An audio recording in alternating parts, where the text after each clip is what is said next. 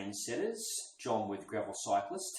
In this box here is the SRAM eTap electronic drivetrain system.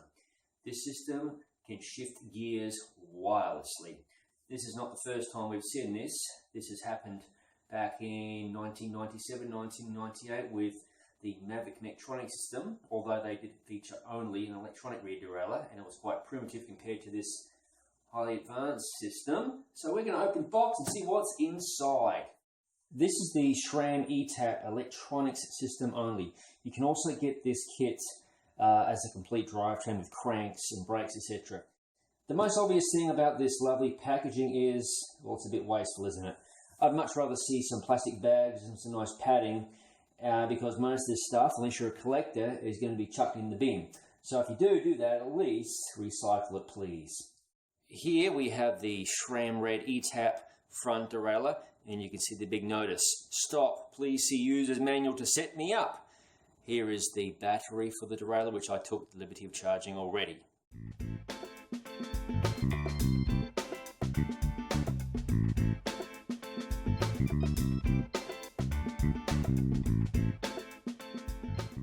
Here is the rear derailleur, and there its battery cover is in place, and there is the battery itself.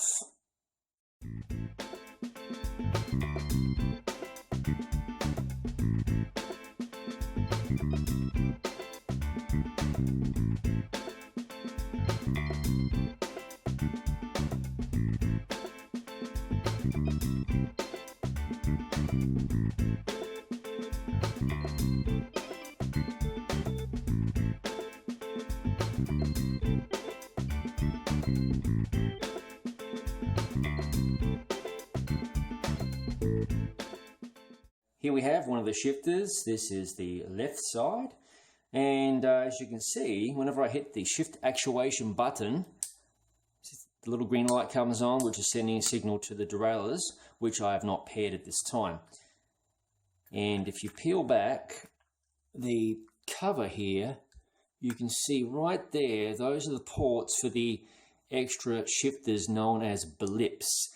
I don't have any of those on hand right now, but I will demonstrate in another video in future. Then we have the battery charger, which comes with a plethora of different power adapters for different countries, and also the Bluetooth dongle, which plugs into your laptop or desktop for doing wireless updates to the system. Next, it's time to pair the SRAM eTap components together, and I begin that process by taking the rear derailleur, which has a little button right here and an LED right there. So I hold down the button and the LED will begin flashing. That means it's ready for pairing. So next I take each component in turn, hold down their button until I get a rapid flashing. See the rapid flashing? That means that it has successfully paired. So I repeat the process for each component set, or I should say each component piece. And the final one here is the front derailleur. They're all paired. Then I can just end the pairing by hitting the button on the rear derailleur. And alternatively, you can wait 30 seconds and then it will time out. So next we can actually test the components. So left hand I have the left shifter, right hand right shifter. And the rear derailleur is in the lowest gear, so I'll just hit the left button a few times.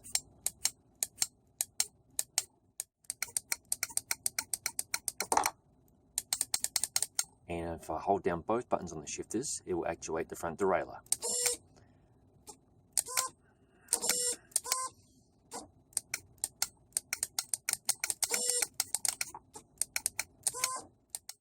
I also tested the range of the system. So I took the shifters and I put the derailleurs at one end of a building inside an office, and I successfully shifted the derailleurs from about 50 feet away. Obviously we won't be building a 20-person tandem anytime soon, but the range was quite impressive. We're going to run the SRAM eTap all the way to the top of the cassette, and this is an 1132, which is supposedly not meant to work.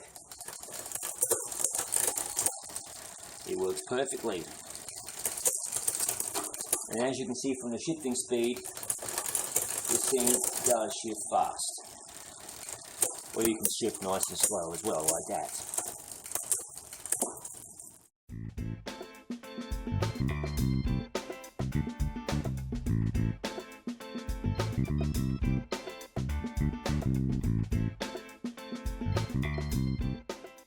The one thing that was very simple about this system was the installation of the components. No wires to run or cables, etc. Simply bolt on and away you go. If you notice on this bike, I have it set up with a 10-speed Dura-Ace crankset and 48-34 chain rings, and with an 11-speed chain. So it's a bit of a hybrid setup, but I've got it working beautifully, as you will see from the gear changes on the front derailleur. Now I'm pushing the function button, which is what you do to initiate a gear change when the bike's in the work stand.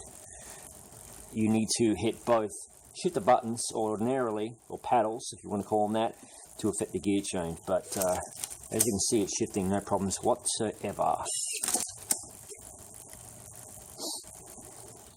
If you've never seen how the SRAM eTap shifters work, the right side shifts down the cassette and the left side shifts up the cassette, and both buttons at the same time shift the front derailleur up and down. I will demonstrate.